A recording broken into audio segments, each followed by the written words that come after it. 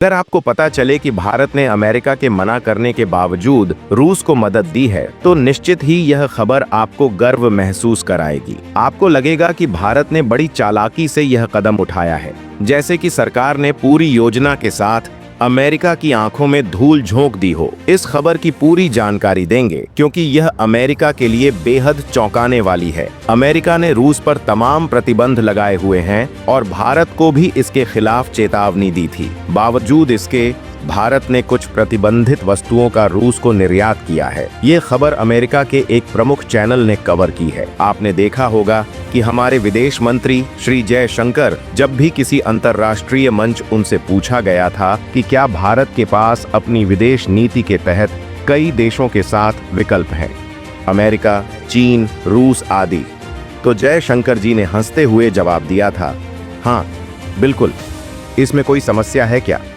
उन्होंने आगे कहा था, अगर मैं इतना समझदार हूं कि मेरे पास कई विकल्प हैं, तो यह मेरी काबिलियत है और आपको इस पर गर्व होना चाहिए। उनकी इस प्रतिक्रिया ने स्पष्ट किया कि भारत अपनी स्वतंत्र विदेश नीति का पालन करता है और अपनी बुद्धिमानी से कई देशों के साथ संबंध बनाए रखता है। ऐसे भी इस समय भारत कैसे इजराइल का सहायता कर रहा है अपनी कुशल कूटनीति से, इन सभी बातों को लेकर इस वीडियो में आसान शब्दों में आपको बताने वाले हैं। लेकिन आगे बढ़ने से पहले इस वीडियो को एक लाइक करके चैनल को सब्सक्राइब जरूर कर लीजिए, क्योंकि यह आपके लिए 2 सेकंड का काम है, लेकिन इससे हमारी काफी बड़ी मदद होती है। हालांकि यूक्रेन के संघर्ष के बीच भारत का रूस के साथ संबंध अमेरिका को खटक रहा था। जब प्रधानमंत्री मोदी पुतिन से मिलने गए तो डोनाल्ड लू ने अपने देश में कहा था, हमने भारत को किसी भी नए एग्रीमेंट पर हस्ताक्षर करने से रोका है। प्रधानमंत्री मोदी पुतिन से मिले जरूर, लेकिन कोई नई डिफेंस डील या बड़ा समझौता नहीं हुआ। यह बयान सुनकर ऐसा महसूस हुआ कि जैसे अमेरिका सोचता है कि वह भारत के निर्णयों को नियंत्रित कर सकता है। लेकिन हकीकत यह थी कि भारत उस समय रूस से कुछ नया खरीद नहीं रहा था, बल्कि कुछ चीजें रूस को निर्यात कर रहा था, जो कि अमेरिका के लिए एक बड़ा झटका था। मुद्दा यह नहीं था कि भारत रूस से क्या खरीदने वाला है, बल्कि असली बात यह थी कि रूस को भारत से क्या चाहिए और हम उसे बेचकर मुनाफा कैसे कमा सकते हैं।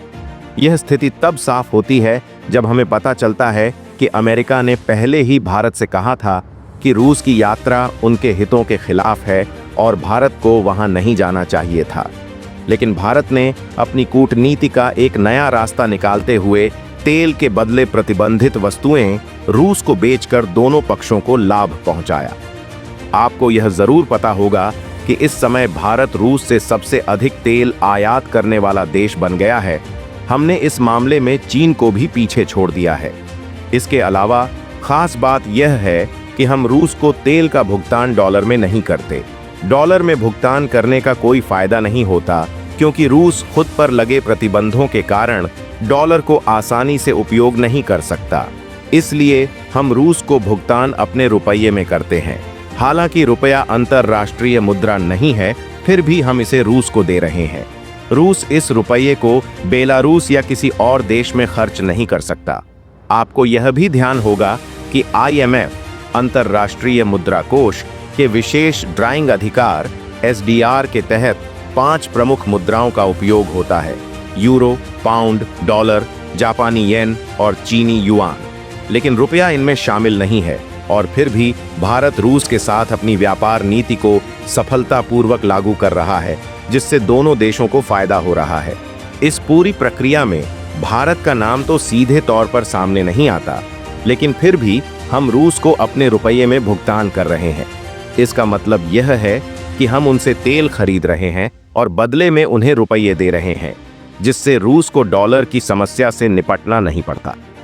अब सवाल उठता है कि रूस इन रुपये का क्या करेगा।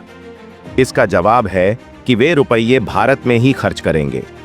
रूस से तेल लिया, भुगतान रुपये में किया और अब रूस से कहा, आपके पास कोई और विकल्प नहीं है तो हमारे यहां से ही सामान खरीदें। क्योंकि रूस के खिलाफ 20,000 से ज्यादा प्रतिबंध लगे हुए हैं और वैश्विक स्तर पर बहुत से देश उनसे व्यापार नहीं कर सकते, लेकिन भारत यह कर रहा है। इस स्थिति में भारत को रूस के साथ व्यापार निपटाना का पूरा अधिकार मिल जाता है। रूस के विदेश मंत्री सर्गेई लावरोव भी इस बात को पहले कई बार कह चुके हैं कि भारत के साथ व्यापार बहुत महत्वपूर्ण है। भारत एक ऐसा देश जो हर परिस्थिति में खुद को ढाल सकता है, न केवल अपनी अर्थव्यवस्था को मजबूती दे रहा है, बल्कि रूस के साथ भी एक अनोखा व्यापारिक संबंध बना रहा है जो अन्य देशों के लिए मिसाल बन सकता है।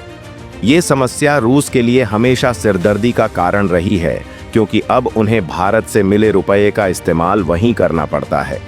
भारत ने इस स्थिति का बहुत ही चतुराई से फायदा उठाया। पहले तो तेल खरीदा और भुगतान रुपये में किया, फिर उसी रुपये से रूस को कहा, अब आप इससे हमसे सामान खरीदें। रूस ने पूछा, क्या सामान? और भारत ने जवाब दिया, तुम्हारे पास जो ज़रूरत है बस बताओ, हम सब कुछ बेच सकते हैं। हद तो ये हो गई कि भारत ने रूस को वेपन्स के लिए ज़रूरी सेमीकंडक्टर्स, सर्किट्स और अन्य उपकरण यहाँ से तैयार करके भेज दिए। एक तरफ रूस दुनिया भर के प्रतिबंधों से जूझ रहा है और दूसरी तरफ दुनिया भारत पर नज़र रख रही है कि कहीं हम रूस से और हथियार न खरीद लें, क्योंकि भारत की मिलिट्री का एक बड़ा हिस्सा रूस पर निर्भर है। लेकिन भारत ने रणनीति बदल दी और कहा, रूस, तुमने बहुत सारे हथियार इस्तेमाल किए। यूक्रेन के खिलाफ युद्ध लड़ते लड़ते 3 साल होने वाले हैं। तुम्हारे पास भी गोला बारूद खत्म हो रहे होंगे और तुम्हारे हवाई जहाज़ों को भी रखरखाव की ज़रूरत होगी। भारत ने बड़े ही सधे तरीके से रूस की ज़रूरतों का फ़ायदा उठाकर अपने उत्पाद बेचना शुरू कर दिया, जिससे दोनों देशों के बीच व्यापारिक संबंध और भी मजबूत हुए।